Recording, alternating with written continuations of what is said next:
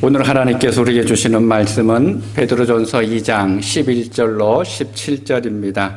신약성경 379페이지 베드로전서 2장 11절부터 17절까지 우리 다 같이 일어나셔서 한 절씩 교독하고 마지막 17절은 한 목소리로 같이 읽도록 하겠습니다. 사랑하는 자들아, 거류민과 나그네 같은 너희를 권하노니 영혼을 거슬러 싸우는 육체의 정욕을 제어하라.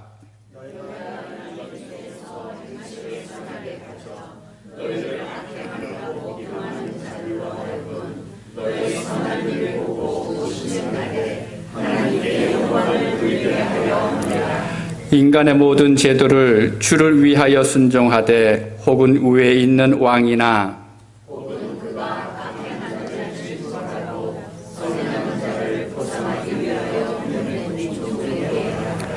곧 선행으로 어리석은 사람들의 무식한 말을 막으시는 것이라.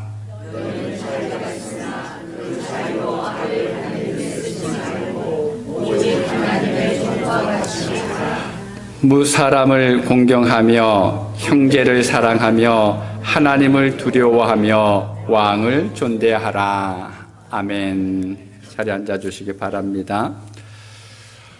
베드로전서는 첫 시간에 말씀을 드린 것처럼 예수님을 그리스도로 믿는다고 하는 이유로 핍박을 받아서 아시아 곳곳에 흩어져 있는 나그네된 성도들에게 보낸 편지입니다. 그래서 베드로전서의 전체 주제를 한마디로 이야기하면 고난 중에서 소망 되시는 예수 그리스도입니다. 흩어진 성도들은 고난을 겪으면서 이것이 잘못된 것은 아닐까? 내가 왜 능력 있는 하나님을 믿고 있는데도 이런 어려운 일들을 겪어야 되는가라고 하는 아마 그런 갈등들이 있었던 것 같습니다. 바로 그런 성도들의 갈등을 사도 베드로가 듣고는 성도가 지금 겪고 있는 그 고난의 현장에 이미 온갖 고난을 경험하신 그리스도께서 함께 하신다라고 하는 것을 이야기하면서 위로하고 권면합니다. 그러면서 고난의 목적을 이렇게 이야기합니다. 베드로전서 1장 7절에 보면 너희 믿음의 확실함은 불로 연단하여도 없어질 금보다 더 귀하여 예수 그리스도께서 나타나실 때에 칭찬과 영광과 존귀를 얻게 할 것이니라 라고 선언하고 있습니다. 그리고 이 장으로 들어가면서 그리스도의 신분을 이야기하죠. 지난주에 말씀드린 것처럼 그리스도인의 정체성이 무엇인지를 이야기합니다. 그리고 나서 오늘 본문부터 그럼 그런 그리스도인이 이 세상을 어떻게 살아가야 될까? 어떤 삶의 태도를 가져야 할까라고 하는 것을 이야기합니다. 하나님의 대속함의 은혜를 통해서 예수 그리스도를 믿는 우리는 하나님 나라의 시민권을 가지고 있는 사람들입니다. 비록 지금 우리가 이 땅에서 살고 있기는 하지만 영원히 사는 것이 아닙니다. 언젠가는 반드시 떠나게 되어 있습니다. 그러니까 나그네와 행인으로 잠시 동안 살고 있는 중입니다. 자, 그러면 여러분, 우리는 세상의 시민으로서 지켜야 될 그 의무를 지키지 않아도 될까요? 나는 천국 시민이니까, 하나님 나라의 백성이니까, 이 세상은 결국 내가 잠시 동안만 있다 가는 거니까, 그러면서 이 세상 속에 있는, 우리가 속해 있는 이 나라에 있는 그러한 법을 지키지 않아도 될까요? 여러분, 그렇지가 않습니다. 우리가 다른 나라의 여행을 가게 되면 어떻습니까? 미국 시민권을 가지고 있다고 해서 그 나라에 가서 미국 법을 여러분 주장하시면서 여행을 다니시나요? 아니죠.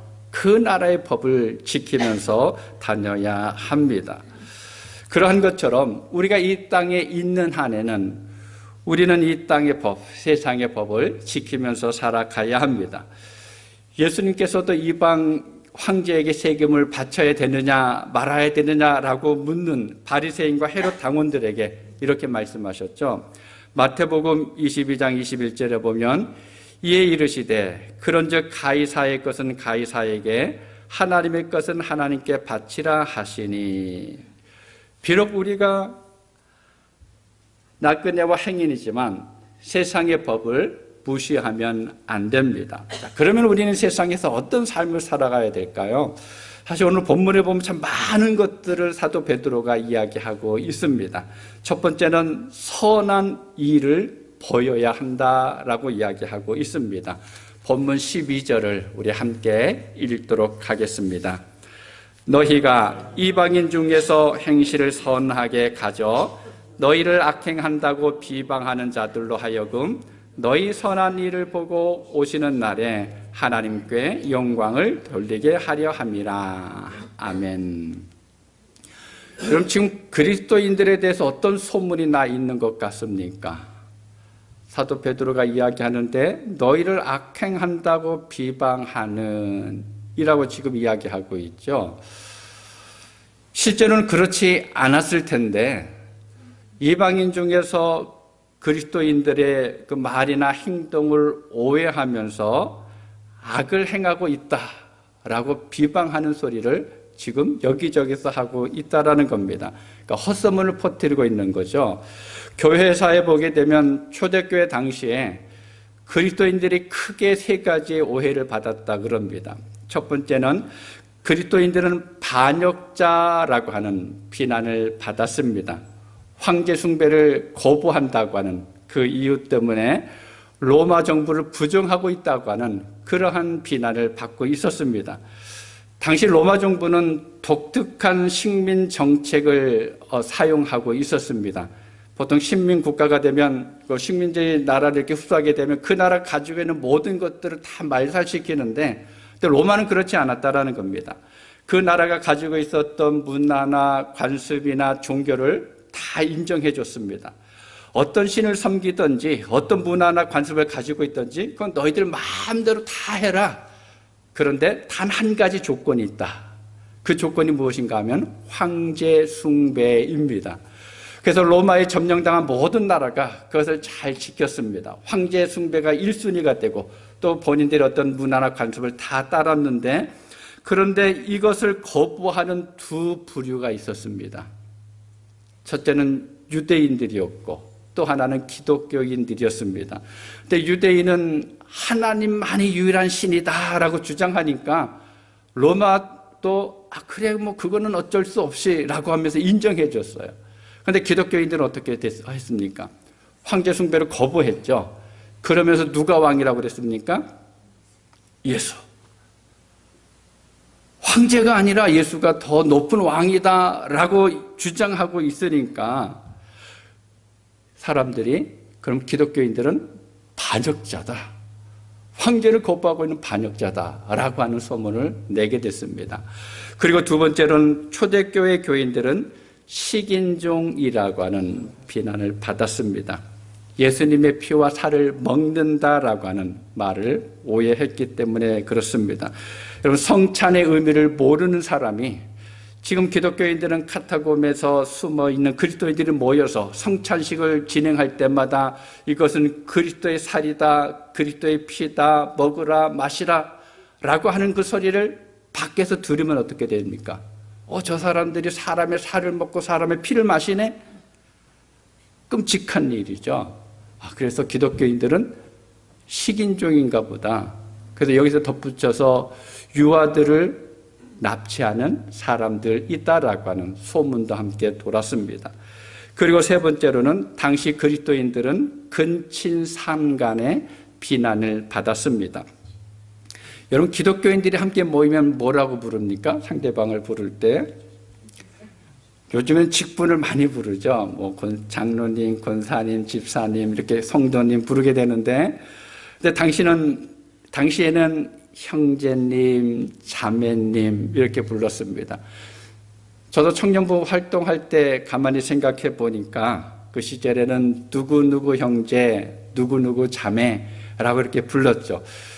모두가 형제이고 모두가 자매다라는 거예요. 근데 그렇게 지내다가 어느 날 그 형제와 자매가 서로 결혼하네? 그러면 근친상간이 된다라고 하면서 바로 그런 비난을 받았다라는 것입니다. 그런데 이러한 것들은 그리스도인들이 추구하는 영적인 가치를 모르게 나온 오해이고 비난입니다. 여러분, 그러면 어떻게 해야 될까요? 이런 비난을 듣지 않으려고 예수님만이 나의 왕이라고 고백하는 것을, 주님의 살과 피를 먹는 그 성찬을, 성도 간의 친밀한 교제를 멈추어야 할까요? 그것을 멈추면 이런 비난을 듣지 않을 수도 있습니다. 그런데 그래서는 안 됩니다. 절대 그럴 수가 없습니다. 여러분, 어떻게 하면 좋을까요? 오히려 더 진솔하게 그 일을 행해야 합니다. 예수 그리스도가 분명히 내 왕이다라고 하는 것을 우리는 확실하게 드러내야 합니다. 성찬을 통해서, 성도 간의 아름다운 교제를 통해서 하나님의 사랑이 어떠한지를 나타내 보일 수 있어야 합니다. 그래서 사도 베드로가 덧붙여 이야기하는 말이 무엇인가 하면, 육체의 욕망을 제거하라, 이방인들 가운데서 선하게 생활하라 라고 이야기하고 있습니다. 오늘 우리가 살아가고 있는 이 시대도 마찬가지입니다. 여러분, 불신자들은 그리스도인들이 말하는 영적인 가치에 대해서는 아무런 관심이 없습니다. 여러분, 한번 생각해 보시기 바랍니다. 믿지 않는 사람들이 우리에게 그리스도의 십자가 보혈의 능력을 모른다고 비난한 적이 있나요? 믿음이 없는 사람이 당신 왜 예수 그리스도의 십자가 보혈의 능력이 뭔지 왜 모릅니까? 당신 그리스도인이 아닙니다 라고 말하는 것을 들어본 적이 있습니까? 우리가 하나님의 마음을 알지 못한다고 그 사람들이 우리를 꾸중했던 적이 있습니까? 없습니다. 그렇게 말하는 사람은 하나도 없습니다. 그들은 그리스도인들이 품고 있는 신실한 믿음을 보지 않습니다. 어떻게 예배하는지, 대속함이나 구원, 하나님의 나라에는 관심이 없습니다. 그러면서 무엇이라고 이야기합니까? 그리스도인들은 정직하지 못하고 신실하지 못하고 도덕적이지 못하다. 신보가 예수님을 믿지 않는 나보다도 더 못하다. 이기적이고 또 욕심이 많다라고 이야기합니다. 그 사람들은 우리의 믿음을 보는 것이 아니라 우리의 삶을 이야기합니다. 어떻게 살아가는지를 보면서 이야기합니다. 그런데 이러한 비난이 복음 전파에 커다란 장애가 됩니다. 그래서 그리스도인들은 세상 사람들이 보는 앞에서 우리의 믿음은 물론이고 나 예수 믿는 사람입니다 라고 하는 것을 분명하게 드러낼 뿐만 아니라 선한 행동을 보여주어야 합니다. 울며 겨자 먹기라고 하는 말이 있습니다. 그러한 것처럼 때로는 눈물을 머금고 선한 일을 해야 합니다. 그것으로 하나님께 영광이 되게 해야 합니다. 그리고 두 번째로는요, 세상의 질서를 어지럽히지 말아야 합니다.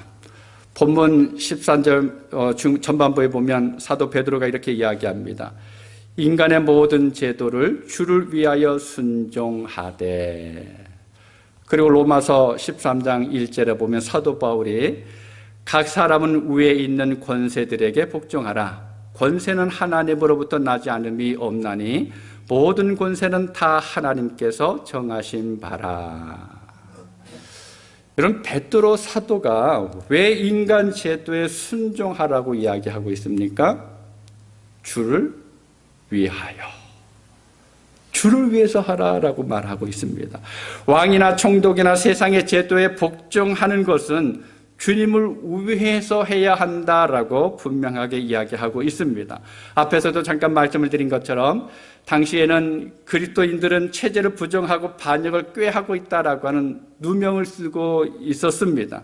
그런데 그러한 때 사도 베드로는 황제나 정부나 관리를 위해서가 아니라 주를 위해서 그 당시의 제도를 따라가야 한다라고 권면하고 있습니다.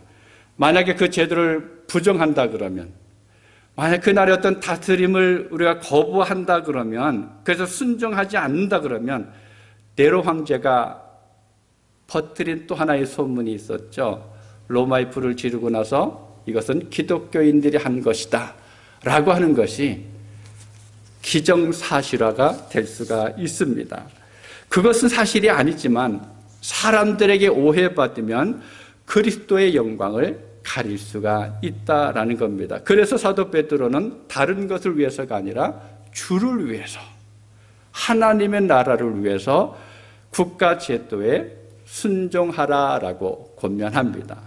그런데 만약 정부의 방침이 옳을 때는 상관이 없는데 그것이 주님의 영광을 막고 주님을 거역하는 것이라 그러면 어떻게 해야 될까요? 한국에서 일제강점기 때 신사참배를 강요받았죠. 그런 것처럼 정부에서 지시하는 일이 하나님을 따르는 일과 완전히 반대되는 것이라 그러면 우리는 그것을 분명하게 거부할 수 있는 믿음과 용기가 있어야 합니다. 예수님의 죽음과 부활을 전하는 베드로와 요한을 싫어해서 제사장과 또 관리들이 이 두 사람을 붙잡았죠. 그리고 나서 풀어줄 때 이제는 더 이상 예수의 이름으로 말하거나 가르치지 말라라고 위협을 합니다. 그때 베드로와 요한이 사도행전 4장 19, 20절에 보면 이렇게 말합니다. 베드로와 요한이 대답하여 이르되 하나님 앞에서 너희의 말을 듣는 것이 하나님의 말씀을 듣는 것보다 옳은가 판단하라. 우리는 보고 들은 것을 말하지 아니할 수 없다 하니. 우리는 분명하게 하나님의 것을 먼저 선택해야 합니다. 그런데 여기서 우리가 주의해야 될 것이 있습니다. 권력자들이 하나님을 거역하게 하는 제도나 법령에 대해서는 우리는 분명하게 그것을 거부할 수 있어야 합니다. 근데 그런 동시에 그런 상황에서 정부 자체나 아니면 정치 제도 자체를 부정하거나 거부해서는 안 된다라는 거예요. 나라 자체를 부정하지 말아야 된다라는 겁니다. 여러분, 세상 나라는 우리가 파괴해야 할 대상이 아닙니다. 우리가 없애버려야 할 대상이 아니라 그리스도의 사랑과 은혜를 나타내 보여주어야 할 상대입니다. 여러분, 세상에서 우리가 해야 될 것은 하나님의 사랑이 이것입니다 라고 하는 것을 끊임없이 나타내 보여주어야 합니다. 그것이 바로 주를 위해서 순종하는 것입니다. 자, 그렇다 그러면 우리가 이 땅에서 이 제도에 순종할 때 어떤 자세로 해야 될까? 무작정, 아니면 앞뒤 가리지 않고 내가 원하는 방식대로 따라가는 것이 아닙니다. 이 순종에도 원칙이 있다라는 거예요. 사도 베드로가 그 원칙을 17절에서 이렇게 이야기합니다. 우리 함께 읽겠습니다. 무사람을 공경하며 형제를 사랑하며 하나님을 두려워하며 왕을 존대하라. 현대인의 성경에 보니까 이렇게 번역되어 있습니다. 모든 사람을 존경하며 형제를 사랑하고 하나님을 두려워하며 왕을 존경하십시오. 4개의 명령형 동사가 나옵니다. 공경하라, 사랑하라, 두려워하라, 존대하라 라고 이야기하고 있습니다. 존중해 주라는 겁니다. 사랑하라고 이야기합니다. 두려워하고 또 존경해라 라고 이야기하고 있습니다. 여러분, 그리스도인들은요, 모든 사람을 존중하는 마음과 태도를 보여주어야 합니다.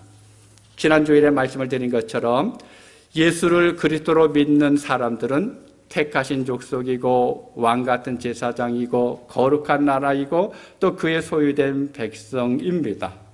이런 그리스도인들은 정말 놀라운 특권을 가지고 있는 사람들입니다. 그런데 그리스도인들 가운데 이런 특권을 생각하면서 그 자부심을 가지고 있는 나머지 다른 사람들을 무시하는 사람들이 생겨나기 시작했다라는 거예요. 나는 이런 사람이야 라고 하면서 믿지 않는 사람들을 은연중에 좀 멀리하는 그런 모습이 있었다라는 겁니다. 여러분, 기억하시기 바랍니다. 우리가 하나님의 대속함을 받아서 그리스도의 사람이 된 것은 전적으로 은혜입니다. 그리고 우리가 그리스도인이 되는 순간에 하나님께서 우리에게 맡기신 일이 있습니다. 바로 섬김의 의무입니다. 오늘 본문 16절을 원문 성경으로 보면 이렇게 되어 있습니다. 여러분은 자유인들로 사십시오. 그러나 자유를 악을 은폐하는 도구로 삼지 말고 하나님의 종으로 섬기는 일에 사용하십시오. 자유를 섬기는 일에 사용해야 합니다. 우리가 그리스도인의 왕 같은 제사장이 되었다고 해서 다른 사람을 무시해서는 안 됩니다. 오히려 모든 사람을 존중하라라고 이야기하고 있습니다. 그가 어떤 사람이냐에 따라서 그가 얼마나 배웠는지, 또 얼마나 권력이 있는지, 얼마나 재력이 있는지, 얼마나 능력이 있는지에 따라서 대하는 태도가 달라지는 것이 아니라 그 사람 자체를 존중해 줄 수 있어야 한다라는 겁니다. 죄는 미워하되 사람은 미워하지 말라라고 하는 것처럼 모든 사람을 소중하게 다룰 수 있어야 합니다. 그리고 형제를 사랑해야 합니다. 형제는 성도를 이야기하죠. 같은 교회 안에 있는 믿음의 가족을 말합니다. 그리스도인은 그리스도의 몸을 이루는 모든 지체를 사랑해야 합니다. 좀 가까운 사람이라고 하면서 우리의 마음속에 성도들을 줄 세우는 일을 하지 말아야 합니다. 여러분, 같은 하나님의 사랑으로 똑같이 사랑할 수 있어야 합니다. 그것이 나를 사랑하는 것이고 하나님의 일을 이루는 것입니다. 여러분, 주변에 있는 분들 한번 이렇게 쭉 둘러보시기 바랍니다. 쳐다보세요. 저만 보지 마시고 제가 그렇게 좋아도 옆에 분 한번 보시기 바랍니다. 누가 있습니까? 누구입니까? 내가 사랑해야 할 지체입니다. 내 옆에 앉아있는 사람 내가 사랑해야 할 지체입니다. 여러분들 사랑하시길 바랍니다. 관심 가지시기를 바랍니다. 교제하면서 늘 함께 기도하실 수 있기를 바랍니다. 사도 요한은 요한일서 3장 17, 18절에서 이렇게 권면합니다. 누가 이 세상의 재물을 가지고 형제의 궁핍함을 보고도 도와줄 마음을 닫으면 하나님의 사랑이 어찌 그 속에 거하겠느냐. 자녀들아, 우리가 말과 혀로만 사랑하지 말고 행함과 진실함으로 하자라고 이야기하고 있습니다.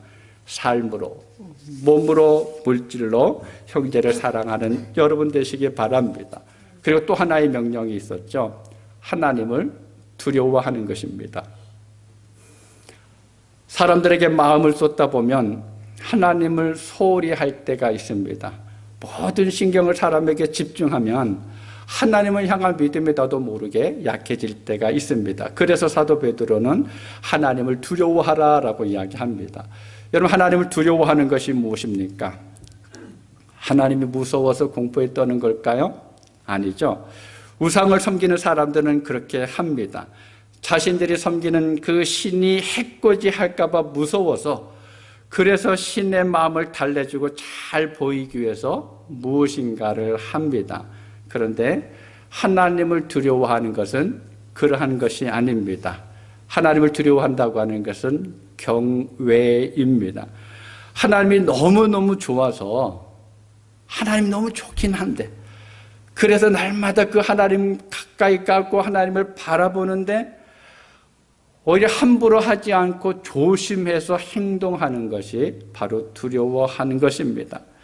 가깝게 다가가 있는데 나 중심이 아니라 하나님 중심으로 행동하는 것입니다. 다르게 표현하면 하나님을 의식하면서 살아가는 것입니다. 우리는 하나님을 경외하는 자세로 살아가야 합니다. 그리고 또 하나, 왕을 존대하는 것입니다. 우리가 경외할 대상은 당연히 하나님밖에 없습니다. 우리에게 가장 중요한 우선순위도 분명히 하나님께 있습니다. 그런데 우리가 하나님을 경외한다고 해도 이 땅의 왕, 또 지도자를 존중하지 않아도 된다라고 하는 그런 말은 아닙니다.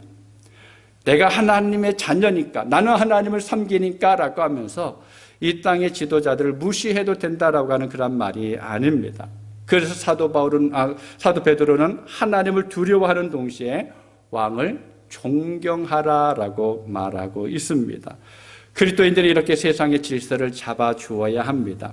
모든 사람들을 존중해주고 한 몸을 이루는 성도를 사랑하고 또 하나님을 두려워하고 세상의 왕을 존대함으로 인해서 질서를 세워가야 합니다. 그것이 하나님의 영광을 나타내기 때문에 그렇습니다. 마지막 세 번째로는요, 하나님의 뜻을 이루어야 합니다. 우리는 세상에서 좋은 시민, 선한 일을 보여주고 또 세상의 질서를 지켜야 하는 이유가 있습니다. 그럼 그것이 무엇일까요? 사도 베드로가 본문 15절에서 이렇게 이야기합니다. 15절 함께 읽겠습니다. 그 선행으로 어리석은 사람들의 무식한 말을 막으시는 것이라. 근데 원문 번역 성경에 보니까 이것과 좀 다르게 되어 있습니다. 아니, 원어 성경도 그렇고 또 영어 성경도 그렇고 한국말로 되어 있는 다른 성경들도 다 찾아보니까 이것과는 좀 다르게 번역되어 있습니다. 원문 번역 성경에 왜냐하면 여러분이 옳은 일을 함으로써 어리석은 사람들의 무식한 말을 막는 것이 하나님의 뜻이기 때문입니다. 하나님의 뜻이기 때문입니다. 그런데 개역 성경에는 없습니다. 지금 우리가 보고 있는 것도 그렇고 이전 성경도 그렇습니다. 이 말이 빠졌습니다. 왜 번역하는 이들이 아주 중요한 이 말을 뺐는지는 모르겠습니다. 또 오늘 본문에서 권면하고 있는 옳은 일이 사도 베드로의 개인적인 생각이 아니라 누구의 생각이라고요? 하나님의 생각이라는 거예요. 오늘 우리가 함께 읽었었던 이 본문에서 이야기하고 있는 것은 하나님께서 우리에게 원하시는 하나님의 계획하신 뜻이다라고 이야기합니다. 그런데 어리석은 사람들은 누구일까요? 배움이 부족한 사람들입니까? 여기서 어리석은 사람은 그리스도인들의 영적인 가치를 이해하지 못하는, 믿지 않는 사람들을 이야기합니다. 하나님을 바라보지 않는 사람들을 바로 어리석은 사람이라고 이야기합니다. 근데 그 사람들은 늘 자신이 옳다라고 이야기하죠. 그래서 자기 생각대로 그리스도인들의 삶을 보면서 판단하고 비방하기도 합니다. 그리스도인이 추구하고 있는 영적 가치를 이해하지 못하니까 그리스도인들의 삶을 보면 이상합니다. 왜 저렇게 살아야 되지? 어리석게 보일 때가 있습니다. 그리스도의 복음, 그러니까 하나님이 사람의 몸을 입고 세상에 오셨다, 또 십자가에 달려 죽으셨다, 도무지 이해할 수가 없습니다. 받아들일 수가 없습니다. 천국, 더군다나 그 나라에 들어간다, 또 그렇다고 또 이제 예수님께서 다시 오신다고 지금 이야기하고 있는데 종말이 있다? 이것을 인정할 수가 없다라는 겁니다. 그리스도인으로 살아가는 그 삶의 가치관이나 행하는 의식을 이해할 수가 없습니다. 그래서 어떻게 합니까? 비방하고 있다라는 거예요. 그렇게 사는 것이 아니다라고 이야기합니다. 이것은 오늘날도 마찬가지입니다. 그래서 많은 사람들 함부로 이야기할 때가 있습니다. 근데 그런 사람들, 무식한 말을 어떻게 하라라고 이야기합니까? 막으라. 막아야 된다라는 겁니다. 아니, 정확하게 표현하면 할 말이 없게 만들어야 한다라고 하는 의미입니다. 비방할 기회를 주지 말아야 합니다. 그런데 어떻게 그들을 막아야 됩니까? 우리가 손으로 그 말한 사람 입을 딱 틀어 막아야 될까요? 그것이 아니죠. 어떻게 해야 됩니까? 선한 일을 보여줌으로, 사회와 질서를 잘 지킴으로 비방하는 자들의 입을 꾹 다물게 해야 된다는 거예요. 그래서 우리는 직장 생활을 열심히 해야 됩니다. 열심히 하셔야 돼요. 여기 주부들도 많이 계시죠. 가사 일도 열심히 잘 하셔야 합니다. 사업하는 분들은 최선을 다해서 정직하게 사업을 운행을 해야 됩니다. 연세 많으신 어르신들이 많이 계시는데 여러분 후손을 위해서 열심히 기도하시고 천국 소망 안에 거하는 신앙의 모습을 자녀들에게 보여줄 수 있어야 합니다. 근데 우리가 이렇게 하는 것은 세상에서 더 칭찬받고 더 나은 자리를 차지하기 위해서가 아닙니다. 우리가 가정에서, 직장에서, 사업장에서, 사회에서 우리가 열심히 최선을 다해서 살아가는 그 이유는 그렇게 함으로 하나님께 영광이 되기 때문에 그렇습니다. 우리가 열심히 살아가는 그 모습을 바라보면서 믿지 않는 사람들이 저 예수 믿는 사람인데 다르네, 우리와는 좀 다르게 살아가고 있네 라고 하면서 우리가 믿는 하나님이 누구인지, 우리가 믿는 예수님이 어떤 분인지를 관심을 가지기 시작한다라는 겁니다. 그러다 보면 어떻게 됩니까? 또 믿음 안에 들어오게 되겠죠. 바로 이것을 통해서 하나님의 뜻을 이룰 수가 있습니다. 이 땅의 나그네로 있는 그리스도인은 육체적인 욕심을 버리고 선한 행실을 가져야 합니다. 국가의 질서에 순종해야 합니다. 사회 제도를 잘 따라야 합니다. 사람들을 존중해주고 믿음의 형제를 사랑해야 합니다. 하나님을 경외하고 지도자를 존경해야 합니다. 바로 이것이 하나님의 뜻이고 하나님께 영광을 돌리는 것이기 때문에 그렇습니다. 그러면서 우리가 함께 기억해야 할 것이 있습니다. 그렇게 하는 것은 나를 위한 것이 아니라 세상 사람들에게 잘 보여주고 출세하기 위해서가 아니라 내가 사랑하는 주님의 뜻이고 또 주님께 영광을 돌리는 길이기 때문에 우리는 바로 그렇게 할 수 있어야 합니다. 라벨 목사님이 이렇게 말했습니다. 왜 어두운 것 때문에 어둠을 비난하나요? 왜 빛이 밝아야 하는 것만큼 더 밝지 않은지를 묻는 것이 훨씬 더 도움이 됩니다. 사람들은 너무 쉽게 세상의 어둠과 죄를 보면서 비난하고 불평합니다. 왜 이렇게 세상은 점점 어두워져 가냐고, 왜 이렇게 죄가 더 많아져 가냐고 하면서 오히려 세상을 향해서 불평합니다. 그러나 정말 물어봐야 할 질문은 그것이 아니라는 거죠. 뭐라고 물어봐야 됩니까? 세상을 비추도록 부름을 받은 빛이 왜 빛을 발하지 않고 있느냐라고 물어봐야 된다라는 거예요.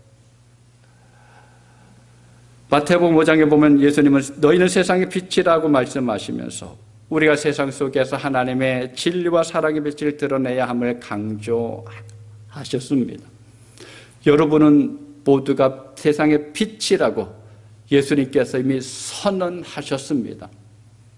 우리가 해야 할 일들은 나는 이렇게 밝은데 저 세상은 왜 이렇게 어두운 거야? 라고 말하는 것이 아닙니다. 빛이 빛의 역할을 다하지 않으면 어둠은 더 짙어질 수밖에 없습니다. 빛의 참된 역할은 어둠을 지적하고 비난하는 데 있는 것이 아니라 빛을 환하게 밝혀서 어두운 세상을 비추는 데 있습니다. 세상이 어두울수록 내가 더 빛나야 됩니다. 세상이 캄캄해져 갈수록 내가 오히려 하나님의 빛을 더 많이 받아서 그 빛을 세상을 향해서 비출 수가 있어야 합니다. 하나님의 영광을 위해서 하나님께서 우리 안에 비추신 그 빛을 세상을 향해서 비추는 삶을 살아가야 될 책임이 우리에게 있습니다.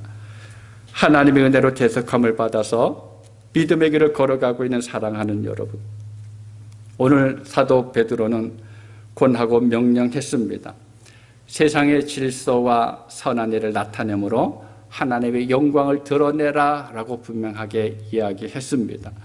우린 신앙생활 열심히 해야 됩니다.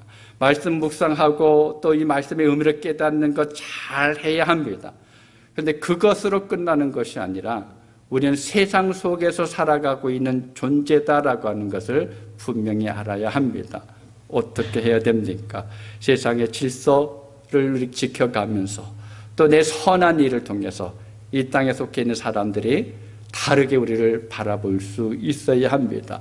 그것을 통해서 하나님의 영광을 나타날 수가 있습니다. 그렇게 살아가는 여러분 모두가 되실 수 있기를 주님의 이름으로 축복합니다. 기도하겠습니다.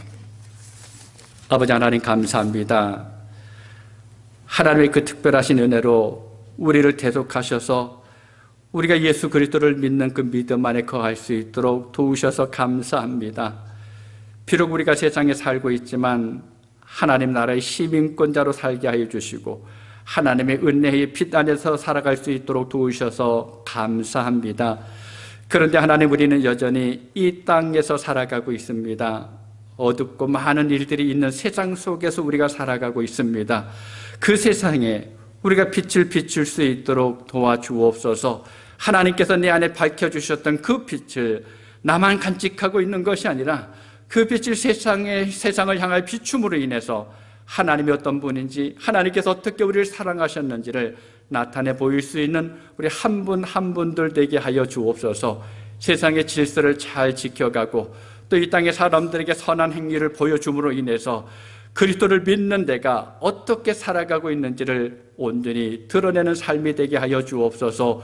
오직 하나님의 영광을 위해서 하루하루 살아갈 수 있는 우리 모두 성도 되게 하여 주옵소서. 예수님의 이름으로 기도하옵나이다. 아멘.